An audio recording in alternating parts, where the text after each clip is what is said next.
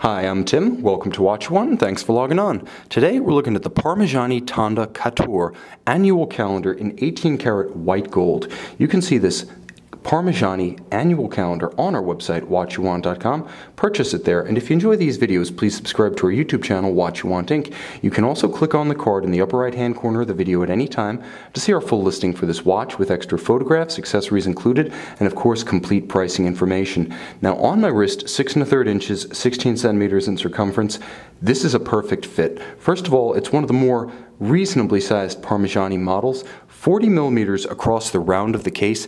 It quite easily accommodates an average-sized human wrist. Now, it's also nice and slim, 11.5 millimeters thick. It features a nicely sloped bezel, so it's easy to slide this one under a formal cuff or a tight sleeve.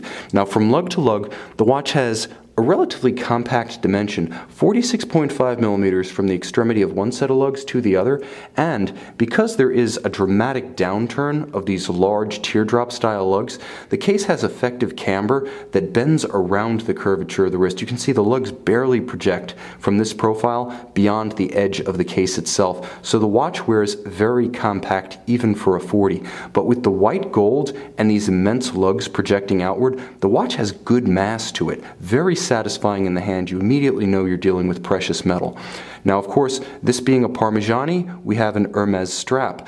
Brown monotone stitch, rectangular scale alligator leather on top. This particular color Parmigiani calls Havana. And then on the bottom, you can see the mark of the masters. This is an Hermes bracelet. Moreover, it's paired with a matching high-polish Parmigiani branded 18-karat white gold pin buckle for rapid and easy adjustment on the fly. Now, you can also see how the lugs are slightly underslung. You can see how the strap itself is pulled in under the flank of the case, so although you don't have those rigid conforming end pieces, and you can easily pull the strap down around the curve of a smaller wrist, nevertheless there's really very little daylight showing between the end of the strap and the flank of the case. It's a little trick of the eye that Parmigiani pulls off, creating a very integrated aesthetic. And of course those huge teardrop lugs set back on the flanks of the case, so while they have tremendous amount of form and character, they aren't as long in terms of projection beyond the case as they appear. Another clever trick of the eye.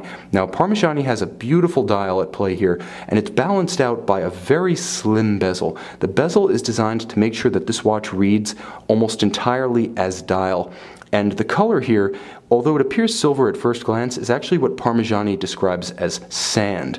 Now, there's a metallic grain to the outer hour track, which also features a retrograde date. This being an annual calendar, you do have the day, the month, and the date being a retrograde. You also have a bi-hemisphere moon phase for the northern and southern hemispheres, simultaneously rendered. It is a bit of a double bosom style moon phase, very beautiful, unconventional, and a perfect rendering of what's been called the most romantic of complications. It also helps to balance the dial nicely with the twin registers of the calendar, the Parmigiani marquee at 12 o'clock and the moon phase at 6. Now, what you're looking at is a dial featuring what Parmigiani describes as delta hands. Now, the hands and the hour indices are gold plated, as is the frame of the marquee at 12 o'clock, and there's a twin level to this dial. Obviously, there are the sub-registers and the hour track, and then there's a lightly grained, almost sand-grained center dial. It's very subtle. It may not show to good advantage in the video, but it's quite evident and beautifully textured in person. This is a complex and rewarding dial. You'll continue to come back to it again and again because it does give up more details the more time you take to appreciate it.